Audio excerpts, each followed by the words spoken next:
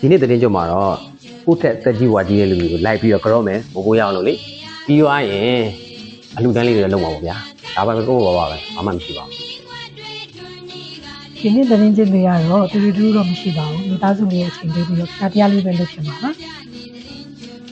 ဒီနေ့ကတော့ပုံမှန်တိုင်းလေးပဲနေကိုပြန်ပြီးတော့ဒီမိဘတွေကိုကြော့မယ်ပြီးတော့ပွဲစီတွေလျှောက်သွားမယ်ပေါ့နော်အဲ့လောက်ပါပဲဒီနေ့သတင်းချုပ်ကတော့မိဘနှစ်ပါးအချိန်လေးရင်းနဲ့ဒီဒါနလေးတွေပြုလုပ်သွားမှာပါကျွန်တော်တို့ဖျားတရားသမားပြီးပြီအိမ်မှာပဲချိန်ဖြုံးဖြစ်မယ်တစ်ဖက်မိဘတွေကိုကြော့မယ်ပြီးတော့မျိုးသမီးနဲ့အတူတူပေါ့စားကျင်တာတွေလှုပ်ရှားကြမယ်ဒါပါပဲဒီနေ့သတင်းချက်မှာမိသားစုနဲ့တူတူဆွေမျိုးတွေကိုပတ်ကြော့မယ်ပြီးရင်တော့ပွဲစည်းသွားမယ်နောက်ဆုံးတစ်ခုကတော့အမ်ချန်တင်းနဲ့တူတူကန်းချီသွားမှာပဲဖြစ်ပါတယ်ဒီသတင်းချုပ်ပိတ်ရက်လေးမှာကိုယ့်ရဲ့မိသားစုနဲ့တူတူမွေးရက်စာတီလေးကိုပြန်ပါမယ်ပြောချင်းဆရာကောင်းတဲ့အချိန်တွေကိုဒီသားစုနဲ့တူတူပဲပုံဆုံးပါမယ်ဒီသတင်းချုပ်ပိတ်ရက်လေးမှာလူချင်းမိသားတွေကိုကြော့ပြီးတော့အိမ်မှာပဲမိသားစုဝင်နေတဲ့အတူပျော်ပျော်ရွှင်ရွှင်အချိန်ကုန်ဆုံးဖြစ်ပါမယ်